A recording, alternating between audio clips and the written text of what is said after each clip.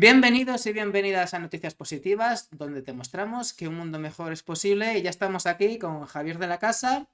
Javier es del Centro de Investigación Ecológica y Aplicaciones Forestales, CREAF, en Barcelona. Y también es, sobre todo, y por eso viene aquí, miembro de Rebelión Científica. ¿Cómo estamos? Hola, muy bien. Muchas gracias por darnos voz.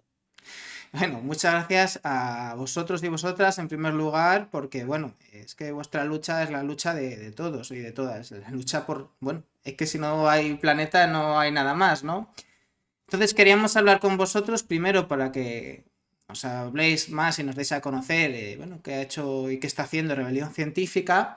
Y también nos interesa mucho qué vais a hacer precisamente a partir de ahora, ¿no? Porque os estrenasteis con esta semana de movilización del 4 al 9 de abril, ¿no? Antes de la semana antes de Semana Santa. Una acción que ha sido muy visual, que ha estado en los informativos, ahí tiñendo de rojo el Congreso.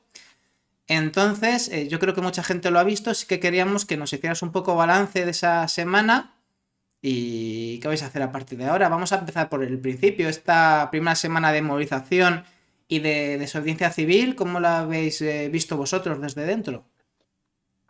Pues bastante positiva. No, no era nuestra primera acción, Ujú. era nuestra primera acción quizá en el Estado español, pero antes, bueno, había habido bastantes acciones antes, pero la primera acción coordinada y con un objetivo más internacional fue durante la COP26 en Glasgow, Ajá. donde fue una de las primeras acciones de desobediencia civil coordinada, realizadas por científicas y fue bastante exitosa.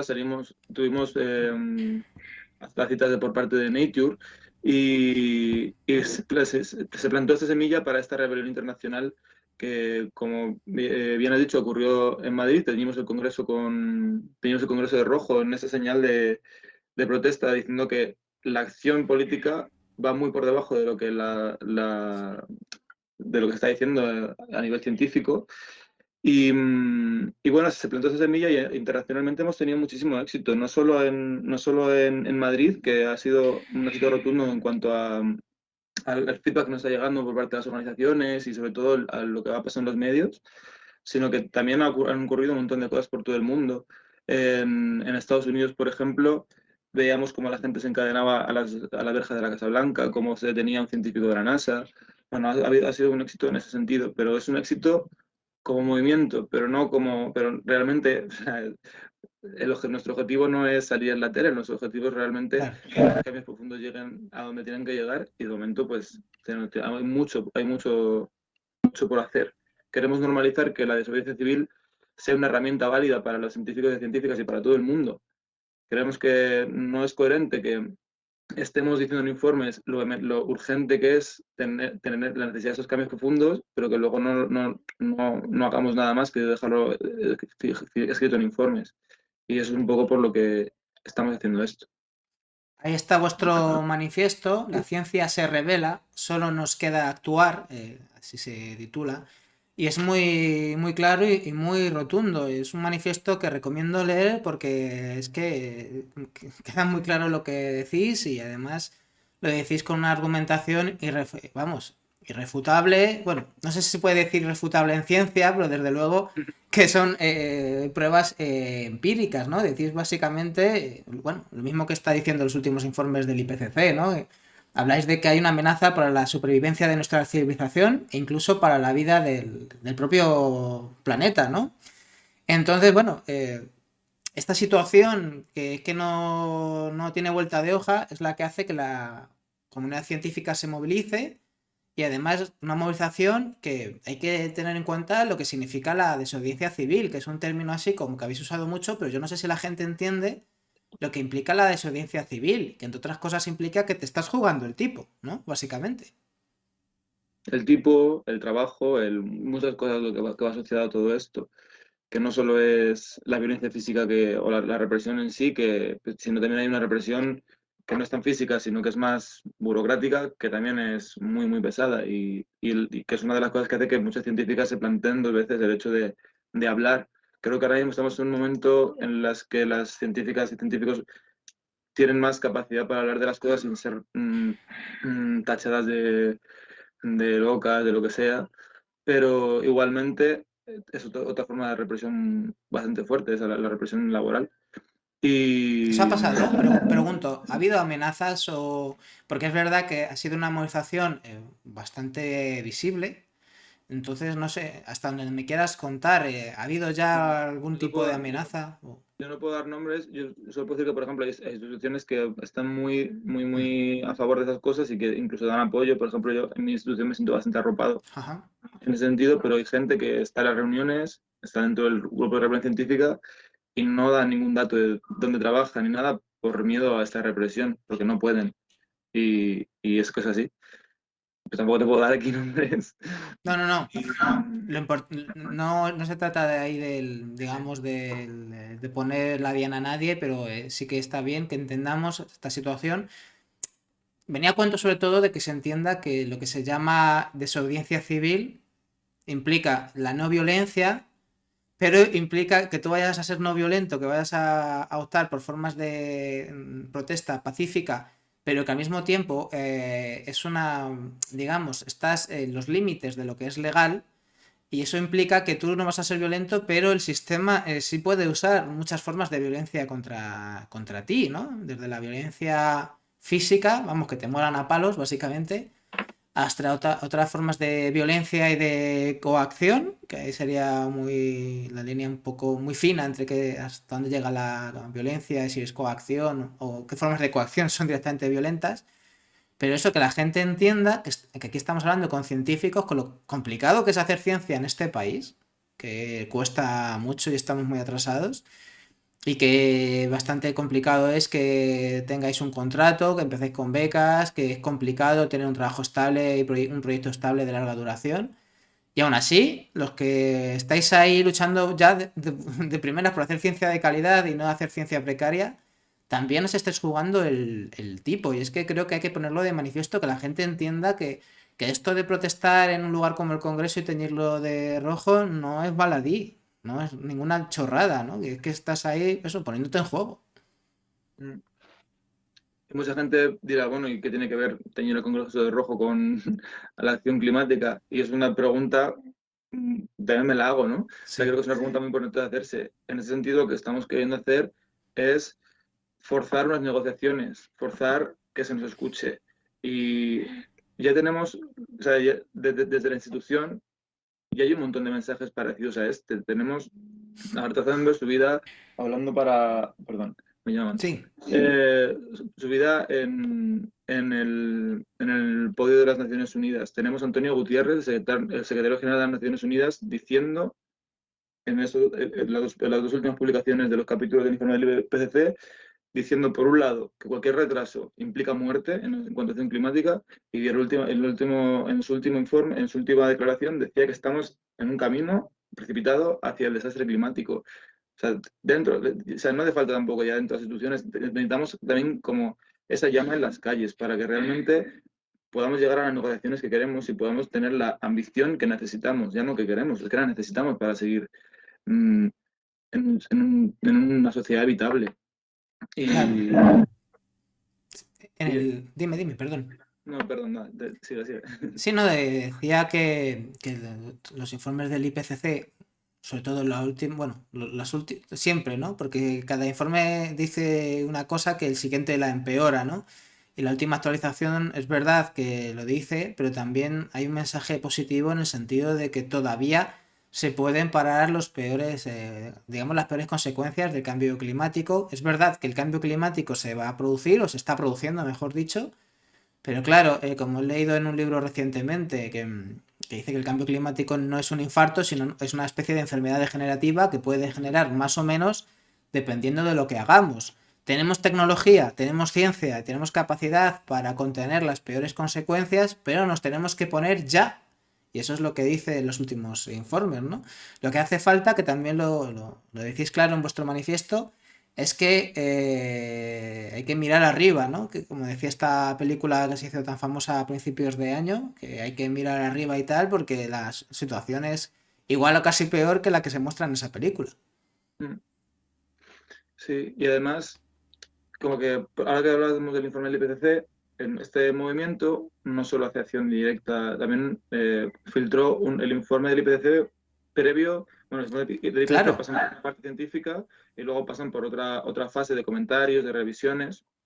Pues este momento filtramos el informe previo a estas revisiones, es decir, lo que la comunidad científica hizo, o sea, de este tercer capítulo que ha salido hace ahora, lo sacó en agosto. Y ahora hemos tenido la oportunidad de comparar lo que ha salido oficialmente, maquillado, con lo que salió en ese momento, lo filtrado.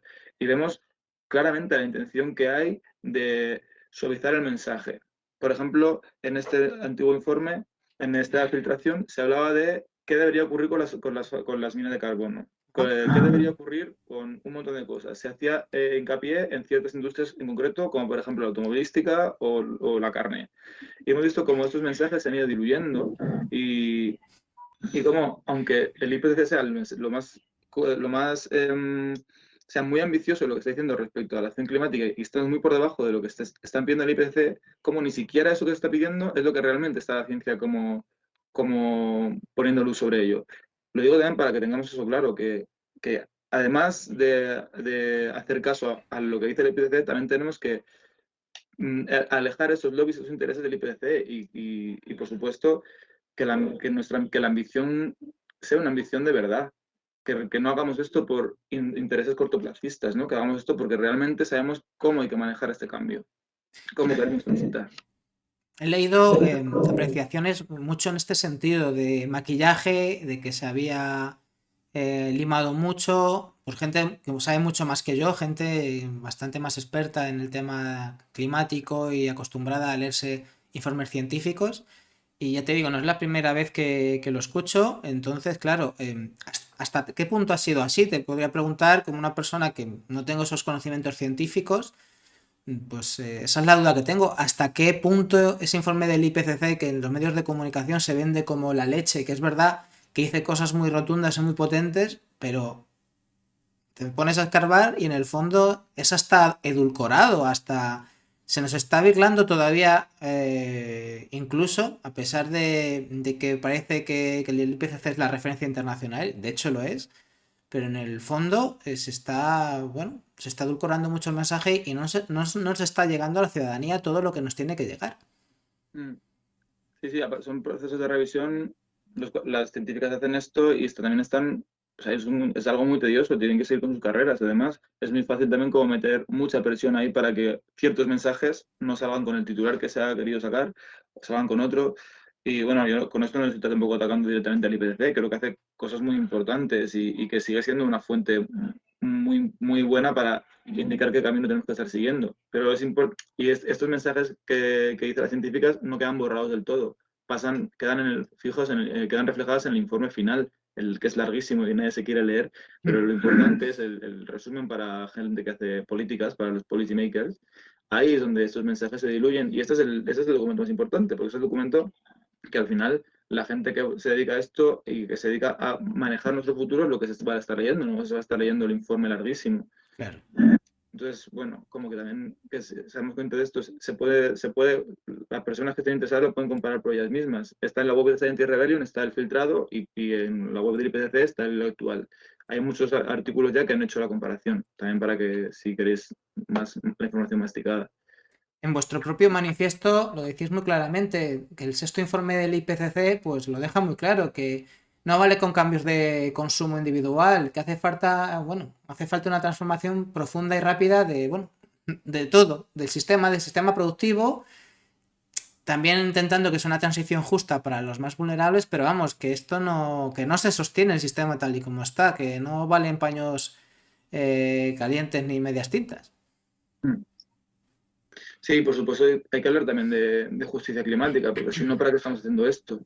Si lo que queremos hacer es una transición a que las cosas dejen de emitir CO2, pero la raíz del problema sigue estando ahí presente, no estamos consiguiendo nada. Al fin y al cabo, si queremos atacar el problema de raíz, hay que atacar a ese problema del colonialismo y de los desequilibrios económicos, pero ya. Y es importante. Por eso también, como que Science Rebellion lo que ha hecho es ir contactando con países de diferentes contextos. No quería ser una rebelión en lugares como, por ejemplo, el Estado español o Gran Bretaña o Estados Unidos se pueden permitir un tipo de desobediencia civil distinto a lo que pueden permitirse en Claro. Mozambique. pero se ha buscado esa colaboración y se ha buscado cómo enraizar en todos estos países. De momento eran 26 países, pero cada vez estamos yendo a más y el objetivo es que en cada lugar se haga voz y que los científicos y científicas de cada lugar también digan y utilicen este momento también como una forma de ayudarse y de poder ejecutar su forma de desobediencia como ellas quieran y que se lleven sus mensajes a lo global. Entonces, podemos entender que después de esta primera semana de movilización, o si quieres sí, no como dices tú, ya habíais hecho algunas cosas antes, que ya venía de la última COP, pero entiendo que de cara al futuro, quizás sea una buena vía, ¿no? Esta acción coordinada a nivel internacional. Sí, sí, sí, desde luego se va a seguir viendo sobre nosotras. Vamos, no tengas duda. La idea es seguir con las huelgas también, es importante. Las huelgas académicas, una de las cosas que pedíamos, hicimos estas acciones grandes de desobediencia civil, que queríamos un poco poner el centro de atención en este problema, pero también hemos hecho huelgas y parones de las universidades, porque creemos que la universidad debería ser como el epicentro del cambio social, supongo como está pensado así, ¿no? Es como la gente de la universidad está ahí puesta para pensar en cómo vivir mejor. Y estamos ante una crisis muy grande y las universidades deberían estar liderando ese tipo de cosas. En cambio, parece que están muy por detrás, ¿no? Y aunque tienen muy buena intención en muchos casos, pero están muy por detrás de lo que se está pidiendo. Están un poco, por decirlo, como más amaestrados por lo que el sistema está pidiendo. Que entre gente, se forme para un sistema productivo y que salga de allí.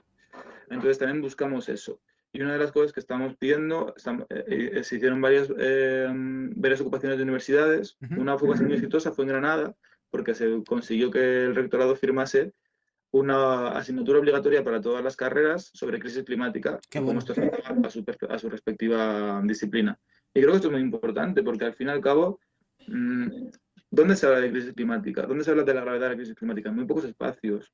Y ni siquiera en la biología se trata bien el tema. Entonces, creo que es un buen avance. Quizá hay insuficiente, hay que hacer mucho más, pero desde luego que se consiguen cosas de esa forma. Muy interesante, sobre todo porque se ve que no os vais a casar con nadie. Esa crítica que habéis hecho bastante potente contra el gobierno y en principio, vamos, en principio y directamente quiero decir a la ministra para la Transición Ecológica, Teresa Rivera. Bueno, básicamente, aunque apuntáis a ella, al final también estáis criticando la falta de respuesta institucional del gobierno de España.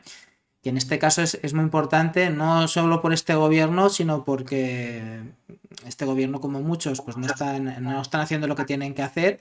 Y es necesario que apuntemos a nuestros responsables políticos, porque claro, es que, como dices tú, si no conseguimos que la gente se involucre, que los que tienen que hacer las políticas, ¿no? Que para eso se hacen informes y tal, para que los tengan en cuenta los que hagan las políticas, pues no, si no las hacen, no las ponen en marcha, pues mal, ¿no? Y además, lamentablemente, Teresa Rivera, que es una persona que yo, la gente que conozco del ámbito del comprendimiento y digamos, de la ecología social, pues tenía una opinión bastante buena de ella. A lo mejor no está pudiendo hacer lo que quisiera hacer, pero desde luego que está por debajo de lo que debería hacer, que es lo importante.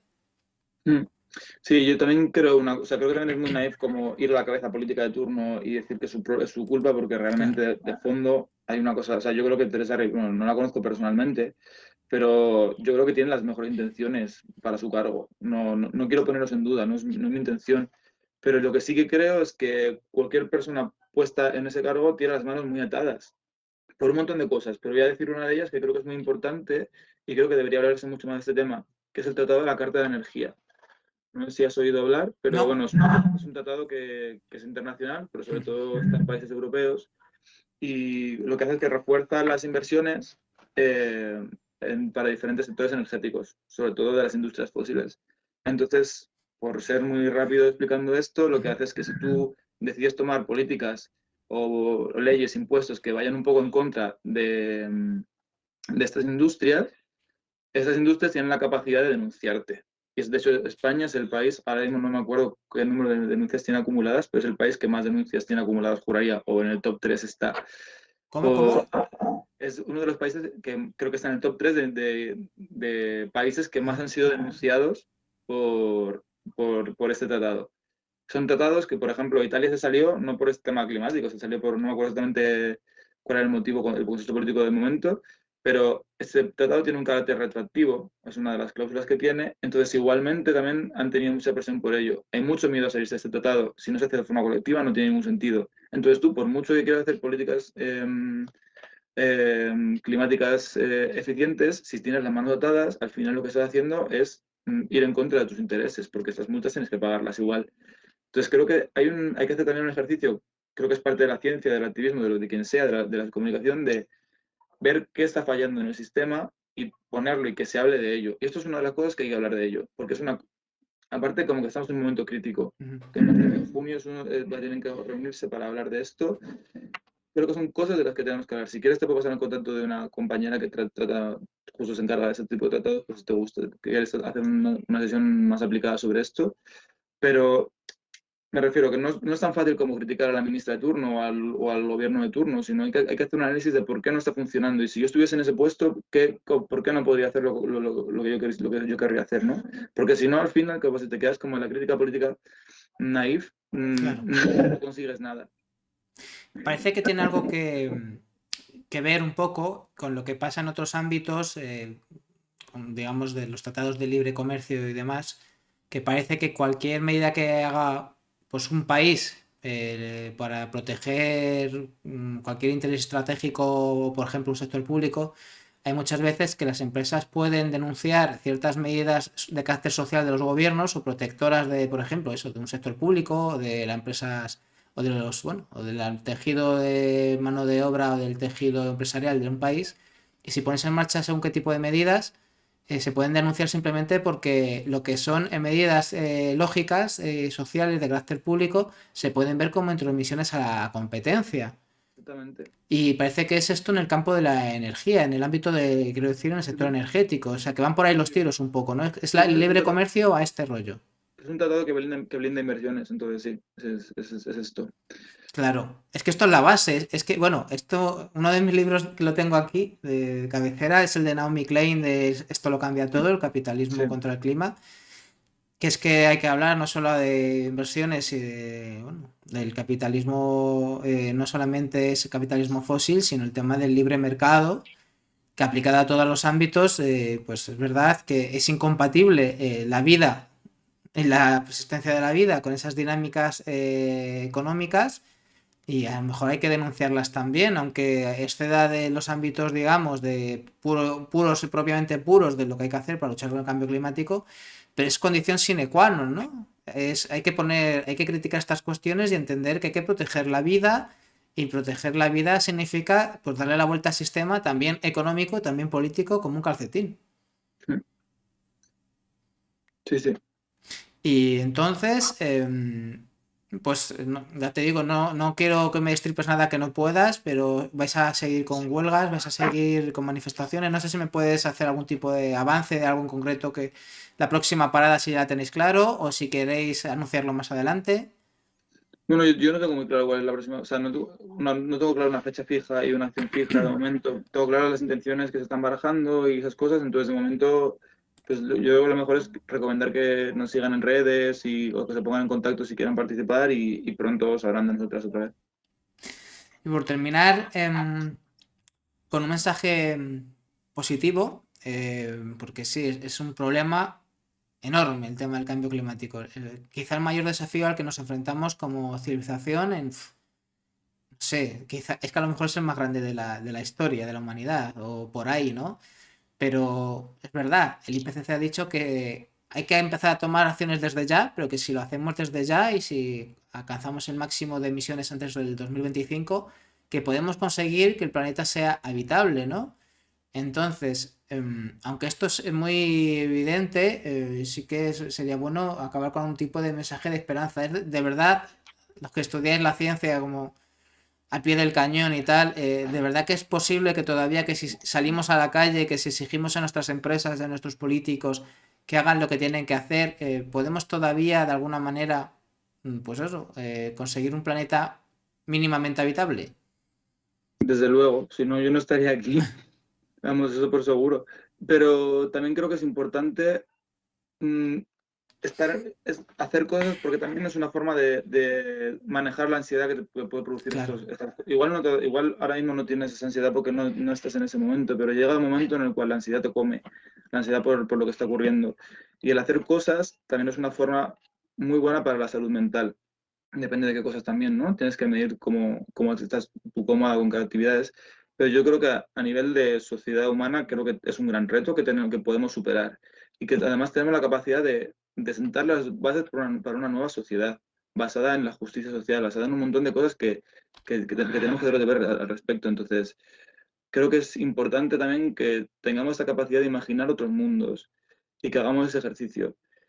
Y igual el mundo que nos viene no es el ideal. Desde luego que tenemos que romper un poco la idea que tenemos de la forma que tenemos de vivir, sobre todo en los países del norte global, sobre la forma que es habitar un planeta. Pues igual habitar un planeta no es como lo estamos habitando, igual la forma es muy diferente, pero el bienestar, plantear cuál es el bienestar también es importante, ¿no? Y de qué otras formas de habitar el planeta podemos satisfacernos. Y creo que también está ahí la clave, en ese ejercicio propio de ver cómo podemos buscar otra forma de vivir. Y ahí está. Y yo soy muy positivo al respecto. Yo creo que vamos a conseguir el cambio. No sé cuándo, no sé quién. De hecho, vamos Ujú. como sociedad, no como un movimiento ni nada. Creo que va a llegar un momento en el que va a ser tan evidente que hay que hacer algo, que va a ocurrir, pero igual es demasiado tarde para que estemos en las mejores condiciones posibles. Igual va a tocar un periodo grande pues de pasarlo mal, pero igualmente tenemos capacidad y somos seres bastante resilientes. Lo que pasa es que tenemos que tanto pensar, lo primero, cómo mitigar el problema que estamos haciendo, cómo parar esto ya para evitar que sea más grande, y lo más importante, cómo adaptarnos a lo que viene y cómo creamos esas nuevas formas de vida. Y en eso estamos. No solo pensando, no solo poniéndonos el paracaídas, sino también viendo qué hacemos pues, cuando caigamos, cuando aterricemos. Ideas están muy claras porque es algo bueno, que se dice constantemente, el tema de las emisiones de gases de efecto invernadero, que hay que acabar ya con los combustibles fósiles, que hay que apostar por las renovables, todo eso está muy claro. Para mí lo complicado, persona que ha estado en que ha estado en temas relacionados con movilizaciones sociales y cómo comunicar, desde el activismo, si quieres, de la comunicación, está en cómo conseguir movilizar a la gente, ¿no? Porque es verdad, podemos ponernos catastróficos, muy catastrofistas y ponerlo muy negro porque el panorama está para ello. Pero claro, el miedo no moviliza, el miedo paraliza. Y es muy importante lo que has dicho de conseguir imaginar otros mundos en los cuales queramos vivir, ¿no? Ilusionarnos, ¿no? Porque es verdad que este sistema económico nos oprime y nos vende consumismo, que es un consumismo que es malísimo para el planeta, pero que tampoco nos hace felices. O sea, nos está prometiendo cosas materiales que no nos hace felices, ¿no? Entonces creo que cuando hablas de la necesidad de imaginar mundos mejores, no solo mundos habitables, ¿no? Sino mundos mejores, que creo que por ahí van los tiros, creo que hay mucha de la solución y creo bueno, que si vais en esa línea, yo creo que podéis conseguir movilizar a mucha parte de la sociedad. Y bueno, recordad que entonces tampoco es la lucha de un movimiento contra el mundo, ¿no? Es como la lucha de un montón de gente de diferentes sectores y cada uno con sus diferentes condiciones luchando frente a un sistema que nos está comiendo. En este caso en concreto, pues somos gente de la comunidad científica que nos estamos rebelando un poco frente a que no nos escuchen y digan que nos estén escuchando, como poniendo eso en mente, pero hay mil formas y mil lugares desde los que hay que hablar y lo más importante es vertebrar todos esos lugares porque estamos enfrentándonos a una cosa que es la misma. Entonces, y eso, nada más hacer ese mensaje que todas las luchas son necesarias. Pues nada, espero que sí, a ver, que a veces suena un poquito por ahí, lo tienes un poquito alto. Decía que bueno, que espero que sigáis en esa línea haciendo todo lo que podéis. No me cabe duda de que ya habéis dado un paso adelante. Cuando se da un paso adelante así es para seguir. Nosotros desde este pequeñito espacio intentaremos comunicarlo y cada uno desde lo que hace, pues intentar, bueno, contribuir a ser parte de la solución y no del problema. Muchas gracias, Javier de la Casa. Rebelióncientífica.es es la web aquí en España, en el Estado español. Y nada, seguiremos pendiente de lo que hacéis y mucha suerte y mucho ánimo porque vuestra lucha es la principal lucha y es muy Gracias. necesario que se os escuche. Muchas gracias. Chao. Chao, hasta luego, estamos en contacto.